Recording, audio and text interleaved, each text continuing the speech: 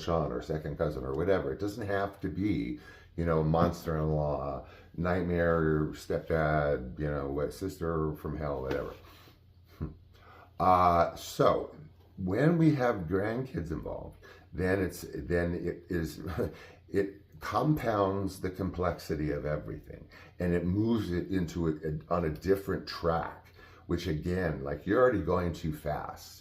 Everything's happening too fast, too soon. You're not soaking up the scenery that, figuratively speaking, that you should be.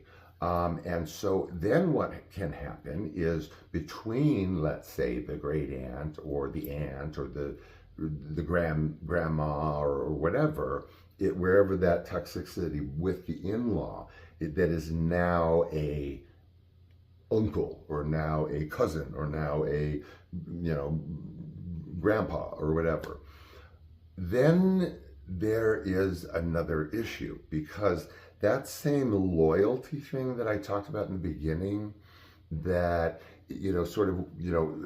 what needs to solidify its own notion of your dependence on them versus this independence that this relationship presents. So then here's another opportunity to bypass your stability now as a parent, because you have a grandkid involved, and yes, you can tell yourself, okay, I have parental boundaries. They're not, she or he can't spoil him, or I can't let her with her aunt, unless you're going to be with them 24/7.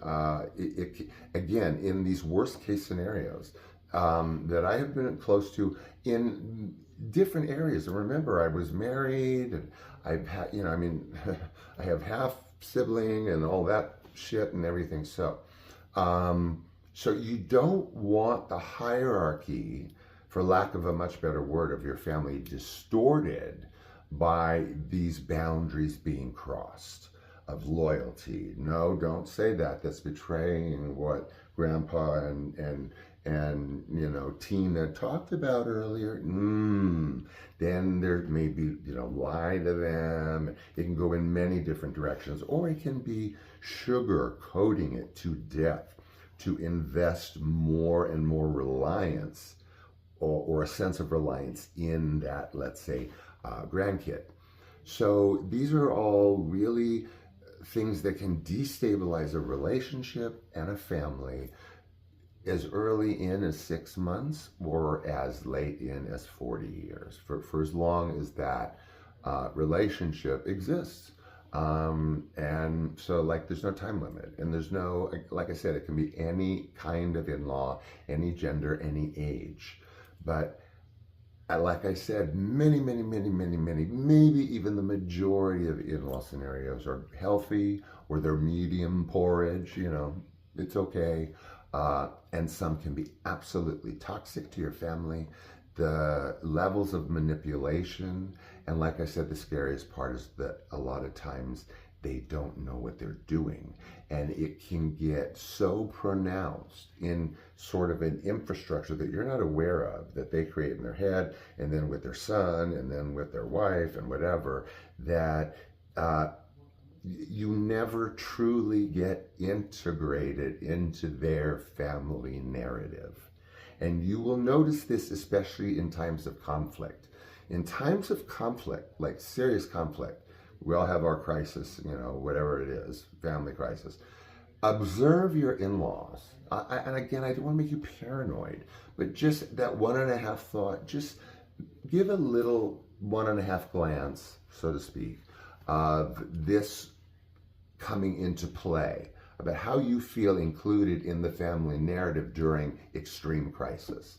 And then who's talking to who, and then who's triangulating with who, and then how do these levels start to wobble.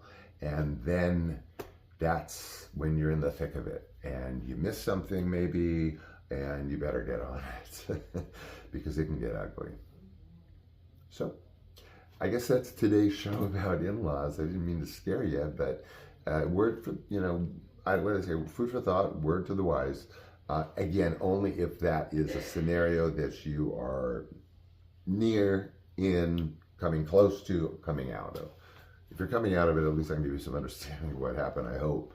But it's very, very complicated. So I'm very, very limited in what I can do. But all I can do is share. And speaking of which, thank you for letting me share with you tonight. It's been a day, but I feel better always when I get to dump on you. So until tomorrow, take good care. Take good care of those that you care about. And promise. And tomorrow's menu, you know, give or take, same deal. Okay, you know the drill. All right. Love you. Bye.